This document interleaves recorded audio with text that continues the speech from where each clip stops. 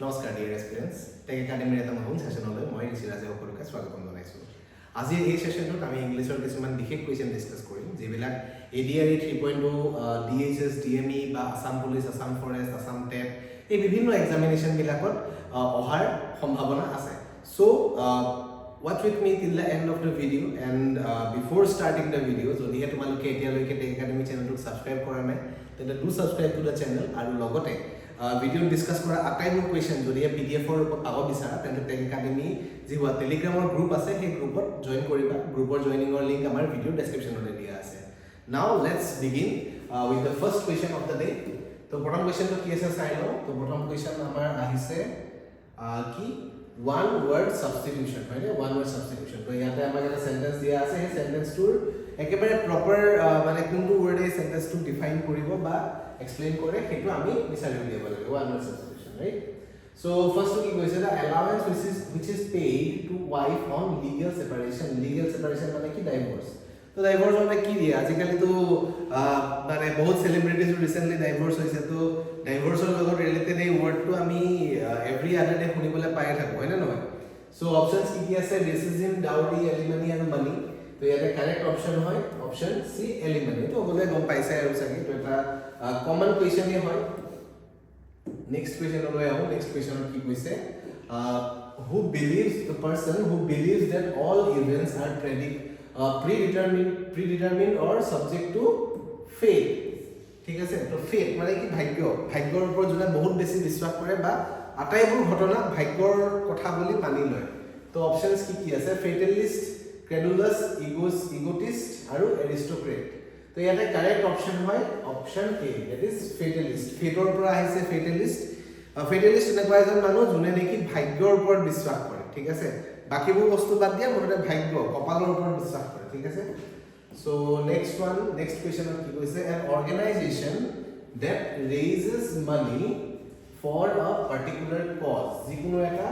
বিশেষ কজৰ কাৰণে এটা পাৰ্টিকুলাৰ কজৰ কাৰণে যোনে পইচা ৰেইজ কৰে। ঠিক আছে।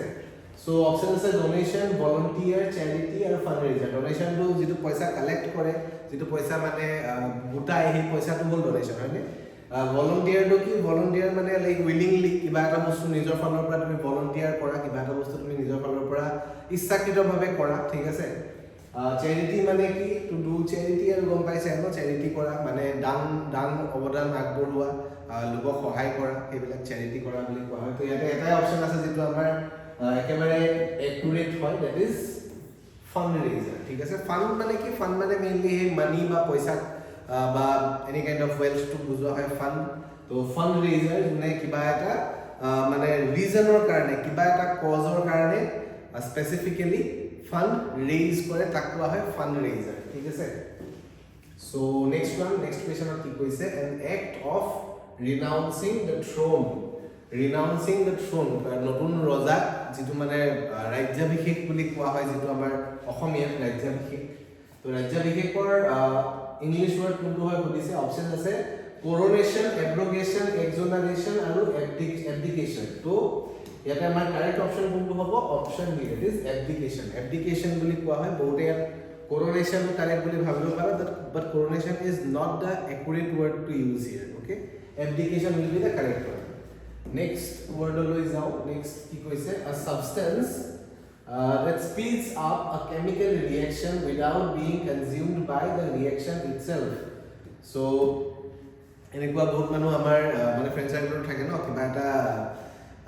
যিটো কামৰ পৰা কিবা এটা প্ৰবলেম হ'ব, সেই প্ৰবলেম থকা কামটো কৰিবলৈ সবক পুৰা একদম জোৰ দি কামটো কৰায়, বাট সেই কামটো সি নিজে নকৰে আৰু তাৰপিছত যেতিয়া ফচিবৰ সময় আহে বাকীকেইটা ফচি যায়, বাট যিটোৱে কাম নকৰিলে যি সবক মানে কামটো কৰোৱালে সি নিজে বাচি যায় হয় নে নহয়।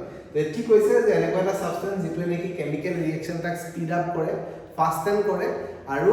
নিজে মানে সেই কেমিকেল ৰিয়েকশ্যনটো কিন্তু ইউজ হৈ নাযায়। ঠিক আছে। এনেকুৱা এটা বস্তুৰ কথা কৈছে। সো অপচন আছে ৰিয়েক্টেন্ট, কেটালিষ্ট, এনজাইম আৰু সলিউট। ইয়াতে আমাৰ কাৰেক্ট অপচন হৈছে কেটালিষ্ট। ঠিক আছে। কেটালিষ্টে কেৱল স্পীড আপে কৰিব বুলি কথা নাই, কেতিয়াবা কেটালিষ্ট ইউজ কৰা হয় to slow down as well. ৰিয়েকশ্যনছৰ স্পীডৰ লগত মানে খেলে আৰু কেটালিষ্টে, কিন্তু নিজে কনজিউম হৈ নাযায় সেই ৰিয়েকশ্যনটো। ঠিক আছে। যেনেধৰণে মই ক'লোঁ নিজে কামটো লোকৰ পৰা কৰোৱাব কিন্তু নিজে তাত ইনভলভ নহয় হয়নে। সো নেক্সট কি আহিলে এৰাৰ ডিটেকশ্যন সো এৰাৰ ডিটেকশ্যন কৰিব লাগে এটা সেন্টেন্স আমাক দিছে চাৰিটা পাৰ্টত ভগাই দিছে যদিহে এৰাৰ নাই তেতিয়াহ'লে আমি নো এৰাৰ বুলি ক'ব লাগে চাৰিটা নহয় সৰি তিনিটা পাৰ্টত ভগাই দিছে তো ফাৰ্স্ট সেন্টেন্স তো কি আছে the ইনভেস্টাৰ্স were put off by the dirty visage of the workshop তো ইয়াতে আমি চাব লাগে যে এৰাৰটো ক'ত আছে এই সেন্টেন্সটো যদি তোমালোকে এৰাৰ বিচাৰা তেতিয়াহ'লে নাপাবা কাৰণ ইয়াতে কোনো ধৰণৰ এৰাৰ নাই তো আমি ইয়াত অপচন টিক কৰিব লাগিব অপচন সি দ্যাট ইজ নো এৰাৰ নো এৰাৰৰ মানে অপচন বিলাকৰ ক্ষেত্ৰত সদায় কিন্তু সাৱধান হ'বা কাৰণ এৰাৰ ডিটেকশ্যন বা এনেকুৱা কোৱেশ্চন বিলাক তিনিটা চাৰিটা একেলগে থাকে বা কেতিয়াবা পাঁচটা ছটাও থাকে আৰু কি হয় যে নো এৰাৰৰ অপচনটো মেক্সিমাম টাইম একেবাৰে লাষ্টত থাকে সেইবাবে বহুতে নো এৰাৰটো ভুলতে কেতিয়াবা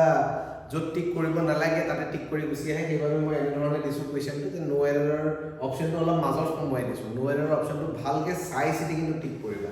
ঠিক আছে নেক্সট কুৱেশ্যনলৈ আহোঁ নেক্সট কুৱেশ্যনত কি কৈছে স্কাৰ্চলি had he took the medicine when his headache was gone full stop okay so ইয়াতে আমাৰ এৰাৰ ক'ত আছে এৰাৰটো আছে এইখিনিতে চোৱা মই আগৰ কিছুমান ভিডিঅ'টো কৈছোঁ আজিৰ ভিডিঅ'টো কম whenever you see have had or has মানে যিকোনো এটা যদি তুমি have verb দেখিছা তেতিয়াহ'লে এটা বস্তু সদায় মনত ৰাখিবা সেন্টেন্সটো যিটো মেইন ভাৰ্ব আছে সেই মেইন ভাৰ্বটো ডেফিনেটলি থাৰ্ড ফৰ্মতেই থাকিব তাক তুমি ফাৰ্ষ্ট ফৰ্ম বা সেকেন্ড ফৰ্মত ৰাখিব নোৱাৰা তো এইটো বস্তু মনত ৰাখিবা তো ইয়াতে টুক হ'ব নোৱাৰে the correct word to use here will be taken ঠিক আছে so option 2 C option C will be the correct one টুকৰ জায়গাত taken হ'ব ঠিক আছে next question লৈ যাওঁ next question কি কৈছে everyone was surprised at his undefeatable courage and determination to achieve what he desires so error বিচাৰিব লাগে সেন্টেন্সটো অলপ দীঘল আছে কিন্তু এটা কথা এৰাৰ ডিটেকশ্যনত সেন্টেন্সৰ লেংথ চাই কোনো ভয় কৰিব নালাগে একো কথা নাই নাথিং টু ফিয়াৰ উইথ আৰু মানে সেন্টেন্সৰ লেংথৰ কোনো একো কাম নাই এৰাৰ ডিটেকশ্যনত ঠিক আছে সেন্টেন্সটো কিমান দীঘল হৈছে সেইটোৰ ওপৰত তুমি এৰাৰটো ডিটেক্ট নকৰা হা সেন্টেন্সটো যেতিয়া পঢ়িবা তাতে তোমাৰ যাৰ নেকি গ্ৰামাৰ অলপ ঠিক ঠাক আছে বেসিক ৰুলছখিনি ভালধৰণে জানা ভালধৰণে প্ৰেক্টিছ কৰি আছা তেনে এজন মানুহে সেন্টেন্সটো পঢ়োতে আৰামছে সেই যিটো পাৰ্টত এৰাৰ আছে সেই এৰাৰ পাৰ্টটো আৰামছে আইডেন্টিফাই কৰিব পাৰা হা সো ইয়াতে সেন্টেন্সৰ লেংথ চাই কিন্তু ভয় নাখাবা আৰু এই কুৱেশ্যনটো যদি তোমালোকে চোৱা এই কুৱেশ্যনটোত কোনো ধৰণৰ এৰাৰ নাই ঠিক আছে আকৌ অপচন সি এ কাৰেক্ট হ'ব নো এৰাৰ will be the correct option here যিহেতু কোনো ধৰণৰ এৰাৰ এই সেন্টেন্সটোত নাই নেক্সট কুৱেশ্যনলৈ আহোঁ my granny says that it is quite all right to get married young though I do not absolutely agree with her a bit on this okay so এতিয়া ইয়াত চাবা এই ওয়ার্ডটো আছে অ্যাবসলিউট ওয়ার্ডটো এটা সরি অ্যাডজেক্টিভ আছে বাট এটা তুমি অ্যাডজেক্টিভ ইউজ কৰিব নোৱাৰা এটা তুমি ইউজ কৰিব লাগিব অ্যাডভাৰ্ব আৰু অ্যাডভাৰ্বটো ইউজ কৰিবলৈ কি হ'ব তুমি ইয়াতে absolutely word to use কৰিব লাগিব absolutely I do not absolutely agree with ক'ব লাগিব ঠিক আছে not absolute agree with তো ইয়াতে আমাৰ অপচন বি টো কাৰেক্ট হ'ব যিহেতু ইয়াতে এই এৰাৰ থকা ওয়াৰ্ডটো সোমাই আছে হয়নে নেক্সট কুৱেশ্যন লৈ যাওঁ নেক্সট কুৱেশ্যনত কি কৈছে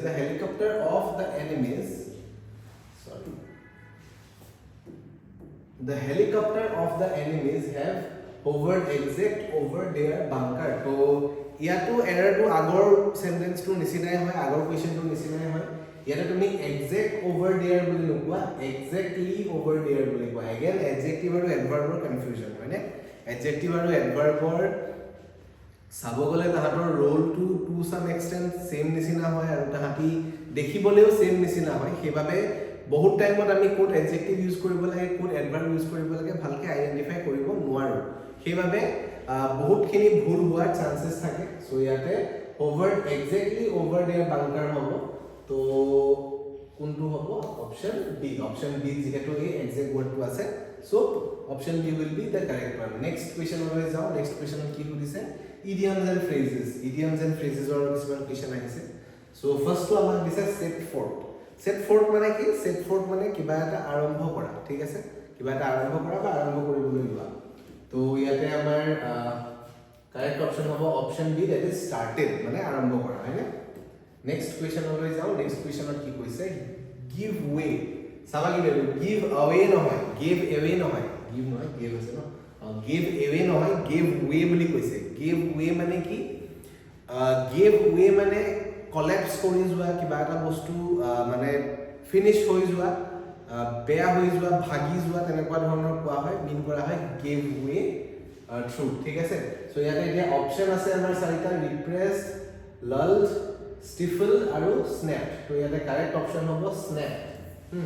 স্নেপ মানেও কিবা এটা বস্তু পটকে হঠাৎ ভাগি যোৱা বা হঠাৎ কলেপস কৰা ব্ৰেক ডাউন কৰা ঠিক আছে সো নেক্সট কোৱেশ্চনলৈ যাও নেক্সট কোৱেশ্চনত কি কৈছে ক্লিন নহয় ক্লিয়াৰ দা এয়াৰ মানে কি ইয়াত এয়াৰটোৰ কথা এয়াৰটো মানে কি বুলি ইউজ কৰা হৈছে কাইন্ড অফ উৰা বাতৰি ফেক নিউজ হিচাপে এয়াৰটো ইয়াত কোৱা হৈছে ক্লিয়াৰ দা এয়াৰ মানে কিবা ধৰি লোৱা ৰিউমাৰ্স ঘূৰি আছে কিবা ফেক নিউজ ঘূৰি আছে কিবা এটা কথা ৰিগাৰ্ডিং সেই বস্তুটো ক্লেৰিফাই কৰা সেই বস্তুটো কাৰেকশন কৰাটো হৈছে ক্লিয়াৰ দা এয়াৰ লেট মি ক্লিয়াৰ দা এয়াৰ মানে কি যি মানে কনফিউজন আছে যি ভুল মিছা নিউজ ওলাই আছে সেইটো ক্লিয়াৰ কৰি দিয়া ঠিক আছে সো ইয়াতে অপচন আছে to deal openly to deal openly with